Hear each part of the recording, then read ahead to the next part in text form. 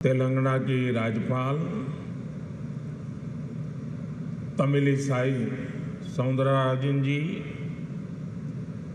केंद्र सरकार में मेरे सहयोगी मंत्री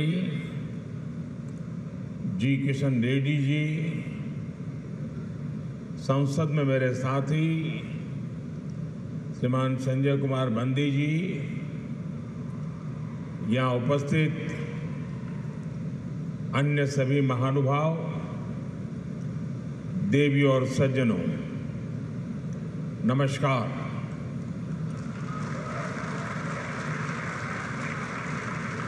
देश में त्योहारों का मौसम शुरू हो गया है।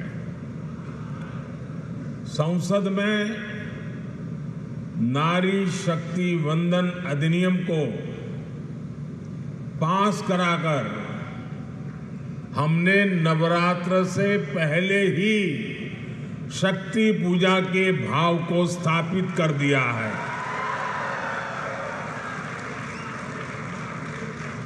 आज तेलंगाना में कई महत्वपूर्ण परियोजनाओं का शिलान्यास और लोकार्पण हुआ है। इससे यहां उत्सव का रंग और खिल उठा है। मैं तेलंगाना के लोगों को 13,500 करोड़ रुपए की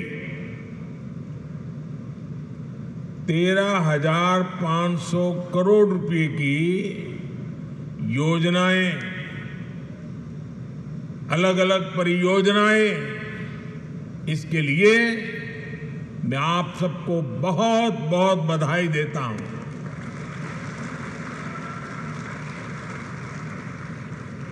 ना कुटुंब सभ्युल्लारा, मुझे खुशी है कि आज मैंने कई ऐसे रोड कनेक्टिविटी प्रोजेक्ट का शिलान्यास और लोकार्पण किया है जिससे यहां के लोगों के जीवन में बहुत बड़े बदलाव आएंगे। नागपुर विजयवाड़ा कॉरिडोर के जरिए तेलंगाना, आंध्र प्रदेश और महाराष्ट्र में आवाजाही बहुत आसान होने वाली है। इसके कारण इन तीनों राज्यों में ट्रेड, टूरिज्म और इंडस्ट्री को भी काफी बढ़ावा मिलेगा। इस कॉरिडोर में कुछ महत्वपूर्ण इकोनॉमिक हब्स इसकी पहचान की गई है। इसमें 8 special economic zone, 5 mega food park, 4 fishing seafood cluster, 3 pharma and medical clusters और 1 टेक्सटाइल क्लस्टर भी होगा। इसके कारण हनमकोंडा, वारंगल, महबूबाबाद और खम्मम जिलों के युवाओं के लिए रोजगार के अनेक अवसर खुलने वाले हैं। इन जिलों के किसानों की फसलों में भी फूड प्रोसेसिंग के कारण वैल्यू एडिशन हो पाएगा। ना कुटुंब सभ्युलारा, तेलंगाना जैसे लैंडलॉक्ड स्टेट के लिए ऐसी रोड और रेल कनेक्टिविटी की बहुत जरूरत है जो यहां बने सामानों को समुद्री तट तक पहुंचाएं और इनके एक्सपोर्ट को बढ़ावा दें। दुनिया का बाजार मेरे तेलंगाना के लोग कब्जा करें। इसी कारण देश के कई प्रमुख इकोनॉमिक कॉरिडोर तेलंगाना से होकर के गुजर रहे हैं। ये सभी राज्यों को ईस्ट और वेस्ट कोस्ट से जोड़ने का माध्यम बनेंगे।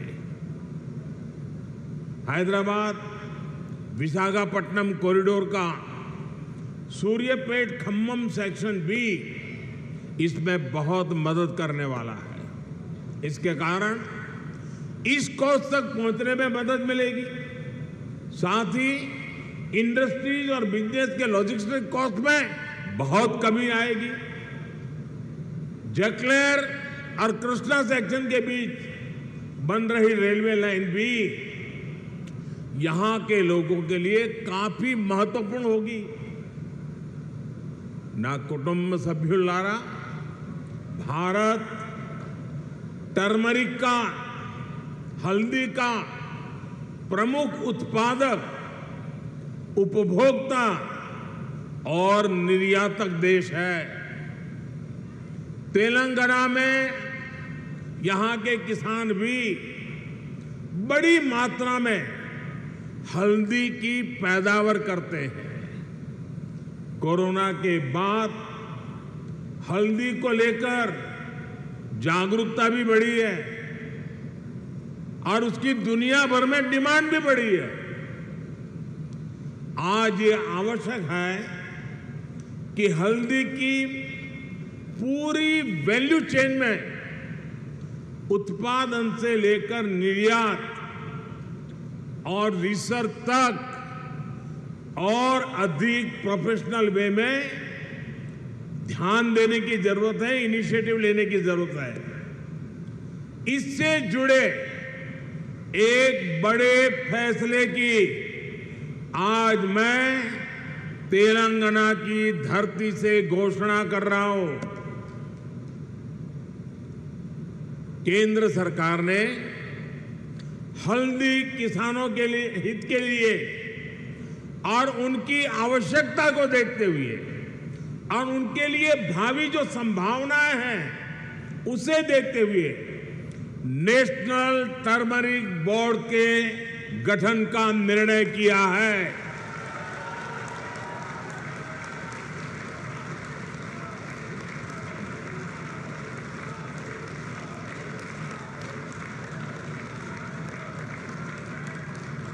National turmeric board supply chain में वैल्यू एडिशन से लेकर इंफ्रास्ट्रक्चर के कार्यों तक किसानों की मदद करेगा। मैं तेलंगाना और देश के सभी हल्दी पैदा करने वाले किसानों को नेशनल टर्मरिक बोर्ड की उसके गठन के लिए बहुत बहुत बधाई देता हूं।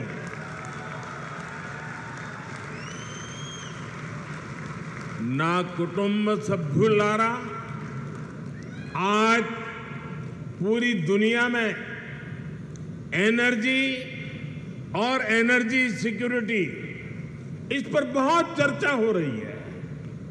भारत ने ना सिर्फ अपने उद्योगों बल्कि घरेलू लोगों के लिए भी एनर्जी इंश्योर की है।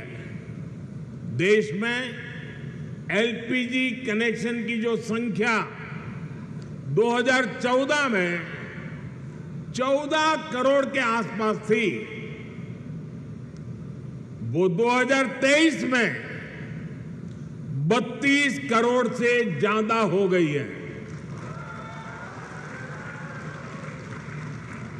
हाल ही में हमने गैस सिलेंडरों की कीमतों में भी कमी की है।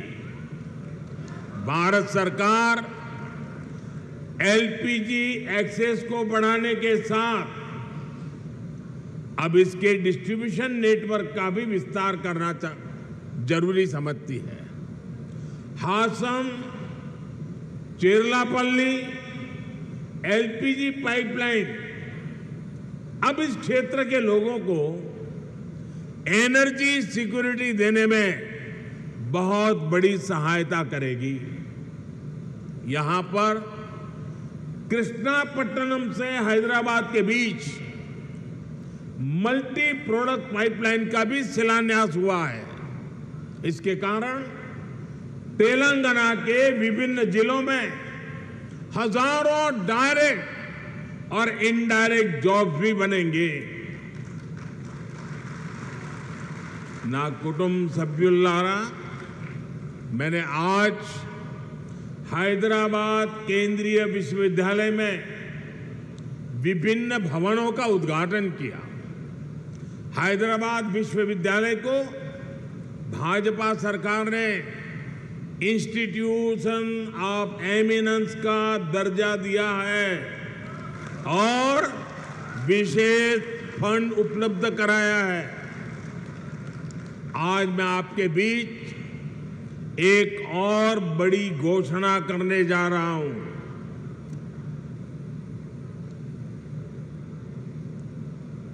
भारत सरकार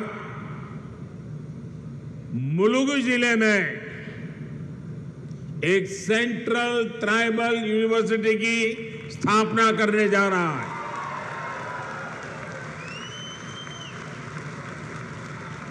और इस विद्यालय का नाम पूजनीय आदिवासी देवियां समक्का सारक्का के नाम पर रखा जाएगा। Sammakka Sarakka central tribal university, इस पर 900 करोड़ रुपया खर्च किए जाएंगे। मैं तेलंगाना के लोगों को इस सेंट्रल ट्राइबल यूनिवर्सिटी के लिए बहुत बहुत बधाई देता हूं। एक बार फिर तेलंगाना के लोगों को उनके प्रेम और स्नेह के लिए मैं बहुत बहुत धन्यवाद देता हूं। अभी तो मैं सरकारी कार्यक्रम में हूं, तो मैंने अपने आप को वहीं पर सीमित रखा है। अब 10 मिनट के बाद मैं जरा खुले मैदान में जाऊंगा।